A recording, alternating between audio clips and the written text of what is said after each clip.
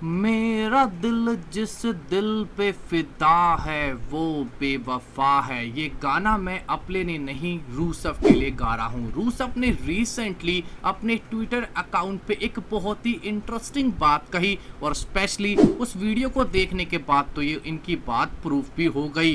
रूसफ ने कहा कि मेरे को कोई फर्क नहीं पड़ता कि मुझे लाना छोड़ के बॉबी लेस्ली के पास चली गई, क्योंकि इस वीडियो को देखो बॉबी लेस्ली वैसे भी कुछ नहीं कर सकते।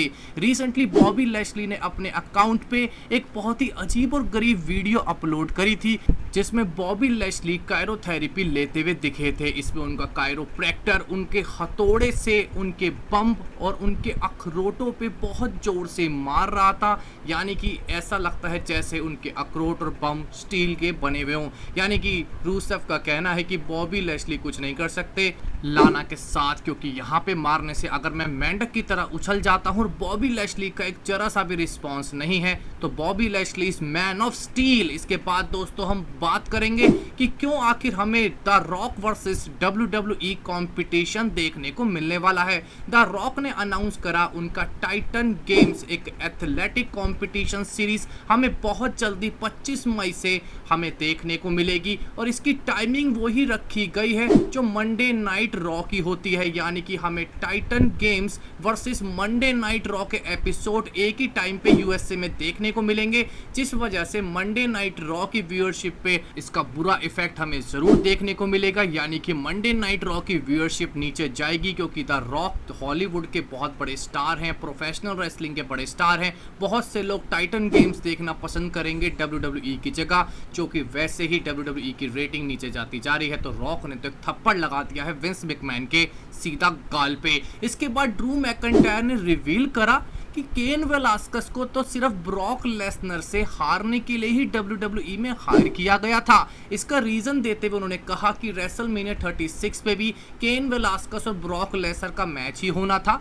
पर केन वेलास्कस की सर्जरी और इंजरी की वजह से केन वेलास्कस पहले रॉयल रंबल में अपीयर नहीं हो पाए, जिसके बाद उनका मैच ब्रॉक लेसनर के खिलाफ रेसलमेनिया 36 पे कैंसिल माना गया और ड्रू मैकइंटायर को केन वेलास्कस की जगह मिली और Drew McIntyre WWE championship Brock Lesnar से जीत पाए। अगर केन वेलास्कस ठीक होते तो रेसलमेनिया 36 पे हमें केन वेलास्कस वर्सेस ब्रॉक लेसनर का WWE चैंपियनशिप मैच ही देखने को मिलता, जिस मैच का रिजल्ट ड्रू मैकइंटायर के अकॉर्डिंग ब्रॉक लेसनर के फेवर में रहता। यानी कि देखा जाए तो सिर्फ केन वेलास्कस को ब्रॉक लेसनर के खिलाफ हारने के लिए हायर करा गया था, या ये कह सकते हैं कि ब्रॉक लेसनर को केन वेलास्कस से बदला लेना था WWE में, इसीलिए विंस मैकमैन ने केन वेलास्कस को WWE में हायर करा था। इसके बाद दोस्तों आपके अपने फेवरेट रेसलर रोमन रेंस आपको 13 मई 2020 में एक नेटफ्लिक्स मूवी में रोल अदा करते हुए दिखेंगे। इस मूवी का नाम है रॉन्ग मिसी। ये एक हॉलीवुड की मूवी है जो नेटफ्लिक्स ने प्रोड्यूस करी है।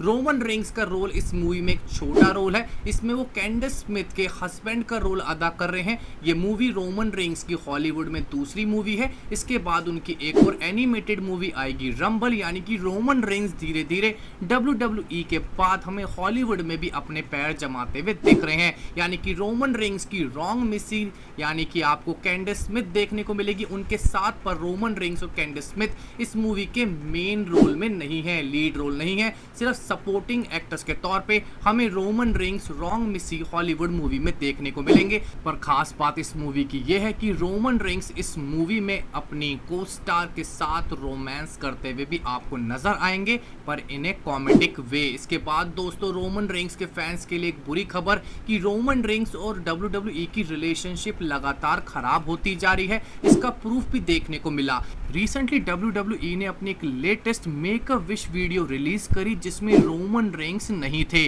जबकि रोमन रेंस जॉन सीना के बाद WWE के वो सुपरस्टार हैं जिन्होंने सबसे ज्यादा विशेष ग्रांट करी हैं। यानी कि रोमन रेंस से WWE धीरे धीरे अपना डिस्टेंस क्रिएट कर रही है जब से उन्होंने गोल्डबर्ग के खिलाफ अपना रेसलमेनिया 36 का मैच ड्रॉप किया था। इसके अलावा रोमन रेंस की फोटो जो WWE के ट्रक्स पे भी थी उसको भी रिमूव करके जॉन सीना से रिप्लेस कर दिया गया है। यानी कि WWE जब तक रोमन रेंस वापस नहीं आ जाते, विंस मैकमैन के हिसाब से रोमन रेंस को बैन रखो, उनका नाम का एक शब्द, एक तिनका, एक ड्रॉप भी WWE में नहीं आना चाहिए। मेरा ओपिनियन तो इस सिचुएशन पे सिर्फ यही है कि रोमन रेंस थोड़े से एक्स्ट्रा केयरफुल रहे हैं, क्योंकि उनकी वाइफ ने रिसेंटली ट्विन बेबीज को जन्म दिया है। क्या रोमन रेंस गलत हैं? बिल्कुल भी नहीं। विंस मैकमैन को थोड़ा सा अपना दिमाग काम डाउन करना पड़ेगा। इसके बाद जेफ हार्डी ने एक बहुत ही इंटरेस्टिंग बात रिवील करी ब्रॉक लेसनर के बारे में। साल 2002 में Jeff Hardy versus Brock Lesnar के फ्यूड में जेफ हार्डी के एक इंसेन मूव को WWE ने रिजेक्ट कर दिया था, ये कह के कि ये मूव शायद तुम्हें या ब्रॉक लेसनर में किसी एक को मरवा डाल सकता है। जेफ हार्डी ने कहा था कि मैं ब्रॉक लेसनर पे एक स्वान टाइम बम का इस्तेमाल करना चाहता हूं जब ब्रॉक लेसनर रिंग के बिल्कुल एंड साइड पे पड़े हुए हों। जब इस बात को रिवील करा, उन्होंने ऐड करा कि मैं चाहता हूं कि जब मैं स्वान टाइम बम ब्रॉक लेसनर पे हिट करूं, उससे पहले ब्रॉक लेसनर मेरे को एक स्पीयर मारे हवा में, जिसके बाद ब्रॉक लेसनर वो मैच जीत सकते हैं। जैसे ही जेफ हार्डी ने इस मूव का आइडिया रिवील करा, WWE की management, Brock Lesnar, Paul Heyman, Vince McMahon सबने यही कहा, या तो बेटा ब्रॉक लेसनर मरेगा या जेफ हार्डी तुम मरोगे। हम इस मूव को अप्रूव नहीं कर सकते क्योंकि ये मूव कुछ ज्यादा ही खतरनाक है। तो दोस्तों, हम आपसे इस वीडियो में क्वेश्चन पूछना चाहेंगे, क्या WWE को जेफ हार्डी को ये मूव परफॉर्म करने देना चाहिए था ब्रॉक लेसनर पे? आप अपना ओपिनियन भी हमारे कमेंट सेक्शन में जरूर बताइएगा। हमारी इस वीडियो को देखने बहुत बहुत शुक्रिया। हमारे चैनल के सब्सक्राइब कीजिए, लाइक एंड शेयर। आपका बहुत बहुत धन्यवाद।